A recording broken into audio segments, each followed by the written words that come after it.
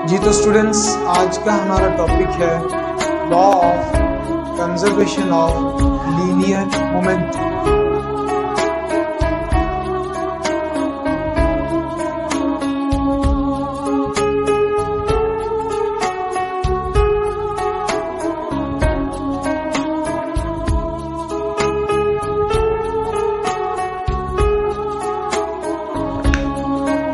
ये टॉपिक हम पिछली क्लासेस में भी स्टडी कर चुके हैं, लेकिन इस टॉपिक को एलैबोरेट करने से पहले हमें एक कॉन्सेप्ट समझना पड़ेगा। उसका नाम है आइसोलेटेड सिस्टम।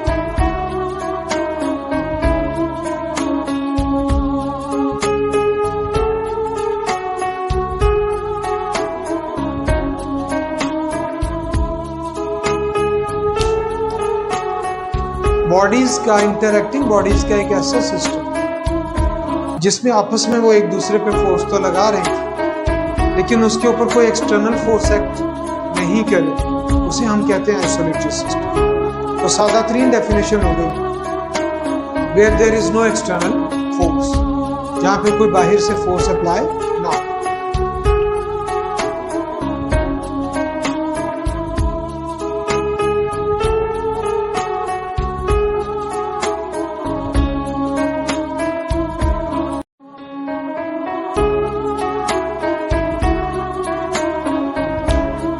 अब हम देखते हैं कि एक्सटर्नल फोर्स तो हर जगह पे कुछ ना कुछ होती है, तो ये एक आइडियल सिस्टम है जहां पे कोई एक्सटर्नल फोर्स नहीं होगी। हम इमेजिन कर सकते हैं, एक एग्जांपल ले सकते हैं, gas molecules enclosed in a cylinder. एक सिलेंडर के अंदर एनक्लोज्ड गैस मॉलिक्यूल्स एक दूसरे के ऊपर पुलियन की वजह से फोर्स अप्लाई करते हैं, लेकिन बाहर से कोई उसके ऊपर फोर्स अप्लाई नहीं करता। That can be considered to be an isolated system.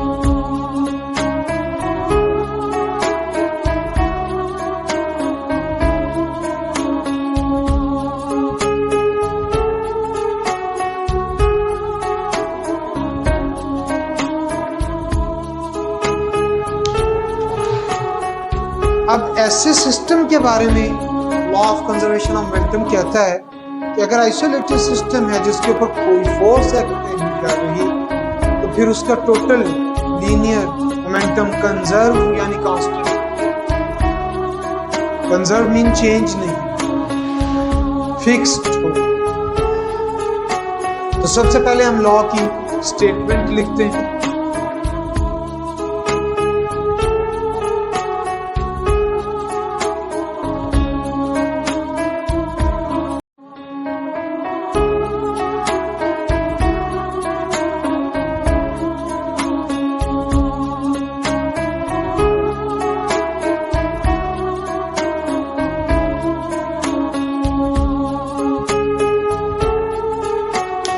तो ये लफ्ज कांस्टेंट या सेम रहना या चेंज ना होना, इसी को कंजर्व्ड कहते हैं।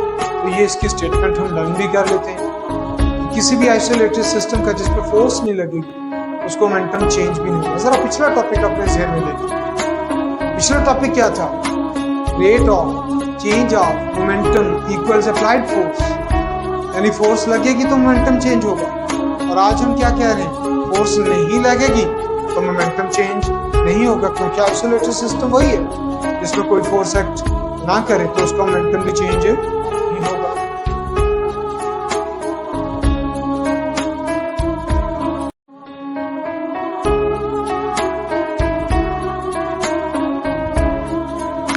डेरिवेशन आगाज करते हैं। इमेजिन करते हैं कि हमारे पास एक ऐसा आइसोलेटेड सिस्टम जिसमें दो ही बॉल्स हैं, एक ही मास m1 है, एक ही मास m2 है, और उन दोनों के दरमियान पुलियन हो जाता है। एक की वेलोसिटी v1 है, एक की वेलोसिटी v2 है। पुलियन के दौरान एक एक्शन करता है, दूसरा रिएक्शन करता है, और उनकी वेलोसिटीज में चेंज आ जाता है। v1 से v1 प्राइम और v2 से v2 प्राइम हो जाती है। ये डायग्राम की मदद से शो करेंगे, और डायग्राम को बहुत अच्छे तरीके से लेबल भी करेंगे।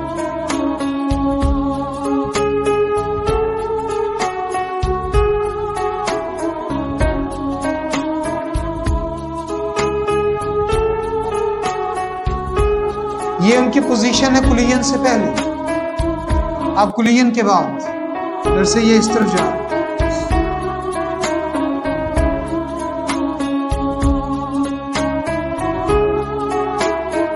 अब यकीनन कोलियन के दौरान इस बॉडी ने उसको जाके हिट किया है, तो इसने एक्शन किया, उस एक्शन की फोर्स को मैं F से रिप्रेजेंट कर देता हूं। यकीनन उसने M1 के ऊपर रिएक्शन किया होगा। रिएक्शन की force equal in magnitude but opposite in direction होगी। उसे मैंने किससे रिप्रेजेंट कर दिया? F primes. F एक्शन और F प्राइम रिएक्शन फोर्स। यहाँ तक क्लियर हो गया बेटा? अब ये जो कुछ आपने डायग्राम में बनाया है, यहाँ पे पैराग्राफ की शक्ल में या पॉइंट्स की शक्ल में लिख दें।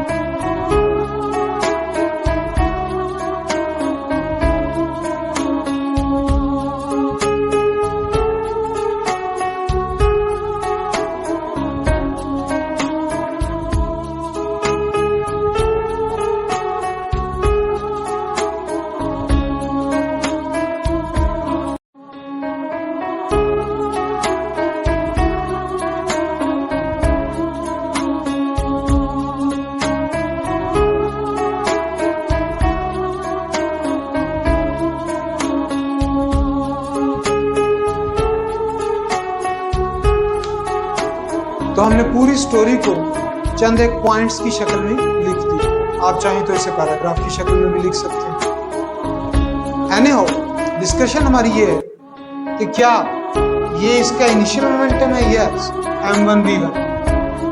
m1v1 प्राइम इसका फाइनल मोमेंटम है। तो इस बॉडी यानी m1 के मोमेंटम के अंदर जो चेंज आया है उसे मेंशन करना है सबसे पहले।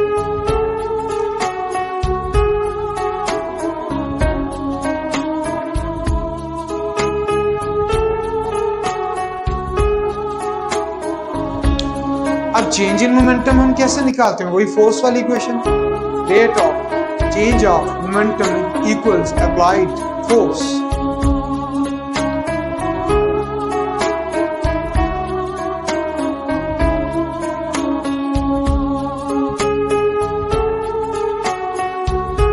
अब m1 के ऊपर लगने वाली फोर्स का नाम क्या है? F prime. F prime is equal to change in momentum of m1, rate of change of momentum of m1। अब ये m1v1 प्राइम क्या है? इसका फाइनल मोमेंटम। m1v1 क्या है? इसका इनिशियल मोमेंटम। माइनस करने से क्या बना? Change in momentum. और टाइम से डिवाइड कर दे तो क्या बना? Rate of change of momentum. ये t जो इधर डिवाइड कर रहा है, इधर आके मल्टीप्लाई करेगा, ये इम्पल्स वाली इक्वेशन बन जाएगी। और आपने बिल्कुल सही कहा, इम्पल्स आमतौर पे कुलियंस के दौरान ही अपीयर होती है।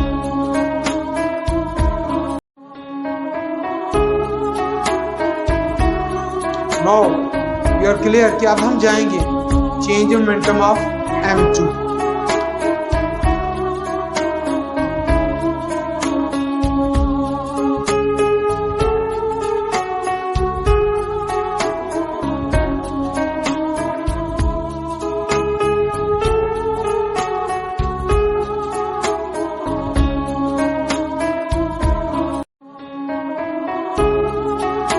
अगेन आपने देखा ये वही इक्वेशन है, rate of change of momentum equals applied force. लेकिन क्योंकि m2 के ऊपर लगने वाली फोर्स F है, तो इसलिए यहाँ पे F लिखा। ये फाइनल मोमेंटम है और ये वाला उसका इनिशियल मोमेंटम है। डिवाइड बाय टाइम इसे किस में चेंज कर रहा है? Rate of change of momentum. Again ये t इधर डिवाइड कर रहा है, इधर आके मल्टीप्लाई करेगा।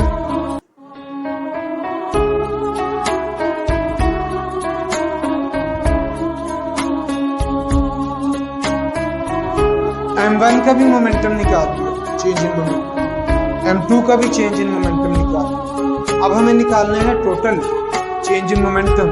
तो कैसा निकाला जाएगा? इन दोनों चेंजेस को आपस में ऐड करके। तो हम ऐड इक्वेशन 1 एंड 2 करेंगे, दोनों इक्वेशंस को जब ऐड करेंगे तो लेफ्ट साइड को लेफ्ट साइड में और राइट साइड को राइट साइड में ऐड करेंगे।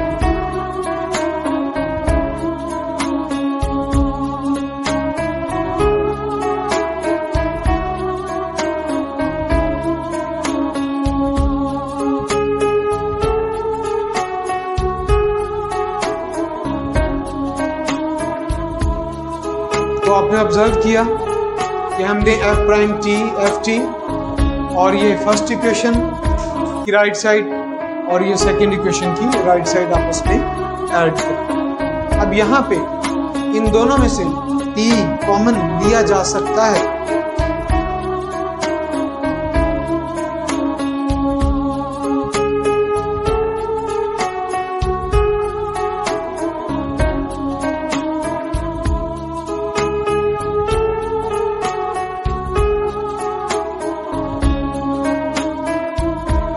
अभी ये जो दो चीजें ऐड हो रही f प्राइम और f, हम इनमें से एक को एक्शन कह रहे हैं, एक को रिएक्शन कह रहे हैं, both are equal and opposite, तो इनका सम क्या होगा? 0, या आप उसे नल वेक्टर भी कह सकते हो।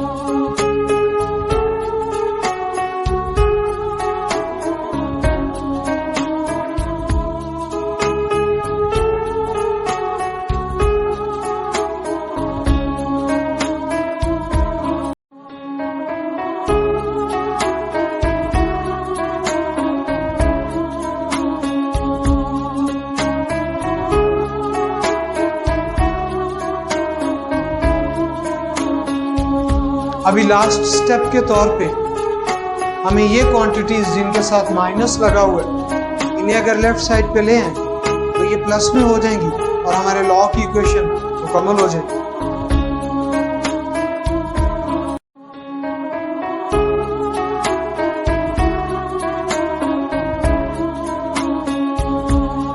आप इस इक्वेशन को गौर से देखें तो ये दोनों बॉडीज का मोमेंटम बिफोर कुलियन है और इन दोनों पे प्राइम लगा हुआ है, इसका मतलब है ये दोनों बॉडीज का मोमेंटम आफ्टर कुलियन।